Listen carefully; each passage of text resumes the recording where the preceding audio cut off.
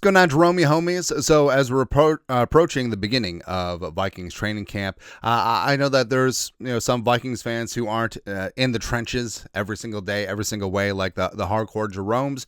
So just wanted to recap the Vikings 91-man rooster, dupe, and there's some names from last year, the 14-win season. Should have been more, but they familiar faces, new places. Want to go through where former Vikings have ended up as we descend into training camp, and we'll get it on for the 2025 season. Now, we're going to go through the free agent transactions, but also there was one trade. Ed Ingram to the Texans for a 6th-round pick. Turn around and flip that 6th-round pick for Jordan Mason. Woo! I mean, Kwesi was on one this offseason. And yes, comp pick-wise, the Vikings are looking at a 3-4 now. Could be bumped up to a couple of extra 7s if Johnny Munt gets some playing time down in Jacksonville. He followed Grant Nudinsky down there. Trent Sherfield, mainly a special teamer, but maybe he'll get some run in Denver, which would be great for stupid-ass Sean Payton. And if Daniel Jones, say he wins the starting job with the Colts over Anthony Richardson, maybe that bumps up to a 3. So it could be 3-3-7-7. Oh, thank heaven. He'll be good to go. But in terms of free agents lost, so slinging Sammy Darnold, a.k.a. Seattle's quarterback. All right, so the Vikings, I mean, here's the thing. A lot of the media's talk about, the Vikings lost Sam Darnold. If they really wanted him, they could have kept him. Franchise tag, no mobility, good to go. So Sam Darnold, 3-year deal, $100.5 million. Now, most of this is guaranteed through the first year. So essentially, this is a 1-year deal, $55 million guaranteed in Seattle. So, I mean, Sam could be a one and done in Seattle. Not wishing that for him. I think Seattle's a good spot for him, but also week 13. I hope the Vikings are after that ass. Cam Beasley, 4-year, $60 million deal with the Colts, half of it guaranteed. It's a good spot for him. Good spot for him. Good defense. Him and Kenny Moore are going to do some good things in that secondary. There you go. Daniel Jones also going to the Colts. Now, the Vikings had interest in bringing back Daniel Jones, but Daniel Jones decided to go to a spot where he could actually compete for a starting job versus he knew that he would be J.J. McCarthy's caddy here no matter what. So that makes sense. It's good on him. Cam Robinson, who's traded midseason last year after the Darisaw injury, 1 year, $12 million deal with the Texans, most of it guaranteed. So, props. The Texans saw the Vikings offensive line last year with Cam Robinson, Ed Ingram. They're like, CJ, bro, we got to get us some of that. Yeah. Patrick Jones, 2nd, coming off a career year. Follow his former guy, DJ Wam, down to Carolina. 2-year deal, $15 million. Glad that he got paid. Garrett Bradbury got cut, signed a 2-year deal with the Patriots. Pray for Drake May. Shaq Griffin, who, by the way, the comp pick window is closed. It is closed like a week after the draft, so none of this matters. But Shaq Griffin signed recently, going back to Seattle's Seahawks, where I feel like Shaq was good when he was allowed to play last season, but Sherfield was a really solid special teamer last year. He was a dog, man. Goes out to Denver.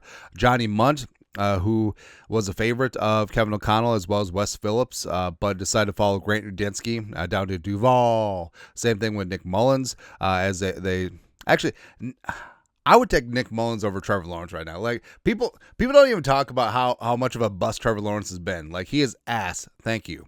But he was the number 1 overall pick, and he got paid, but I don't trust him. I don't trust Trevor Lawrence at all. Give me Nick Mullins every day. 400 yards and 4 touchdowns. I don't know to which team. There you go. Jerry Tillery, as well as recently Jonathan Bullard, 2 great 5-techs against the run last year. But Tillery signed with the Chiefs, as well as Jonathan Bullard just signed with the Saints the other day. Cam Akers signed with the Saints as well. He'll be back. Vikings will trade for him midseason. Although that running back room with the Saints is pretty stacked. Who knew? Then you have David Quisenberry, older veteran, swing tackle, signs a 1-year deal with the Rams. Very little guaranteed. I don't know if he's going to make the rooster. And then also Nashawn Wright, who's actually Mekhi Blackman's cousin. It's kind of neat. Came over last year in the trade with Dallas for Andrew Booth Jr. He ended up signing with the Bears, and we'll see what he does there. Still available. Former Vikings. Stephon Gilmore, I believe that's Mr. Gilmore's. Now, Gilly's talked about on podcasts that he still wants to play and needs to find the right fit. I think that he'll join up with a team after camp if they're not impressed with their corners or if there's an injury. I just don't think he'll be here. Now, Dalton Risner, come on up for the Risner. Like, I don't know what it is. Risner had a great 4-year run in Denver. Solid.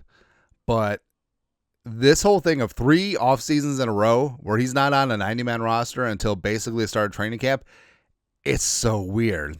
It is so weird because I feel like he's a solid veteran interior offensive lineman. He just turned 30.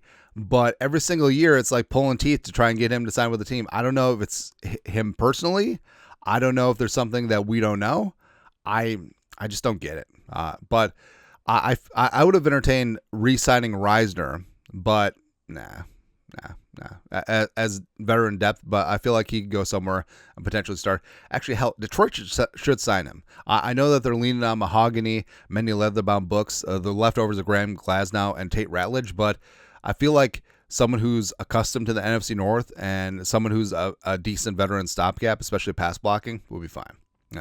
Brandon Powell, I like Powell, but yeah, it's over. Diamond Dan Feeney, great mullet, Moulet, he's still floating out there. Hottie Ward, I wouldn't have minded bringing Hottie Ward back at all. Like, Hottie Ward was second on the team in quarterback hits last year. He was very good getting pressure in a specialized package, but I don't know. Like, I understand that his role kind of became kaput when Jonathan Allen Hargrave signed, as well as the drafting of Tiernan Ingram Dawkins, plus maybe a larger role for guys like Jalen Redmond and Levi Drake Rodriguez. But I loved Hottie Ward, man.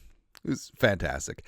Common Grugier Hill, the veteran linebacker, filled in nicely when there was a couple injuries there, had a couple of picks, but he's still floating out there, as well as a veteran Fabian Moreau, just out there chilling as well. But that's it. That's it.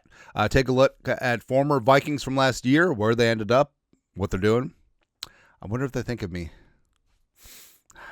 Let us know your thoughts. Our thoughts, comment section. You guys are the best to do. Skol, production value.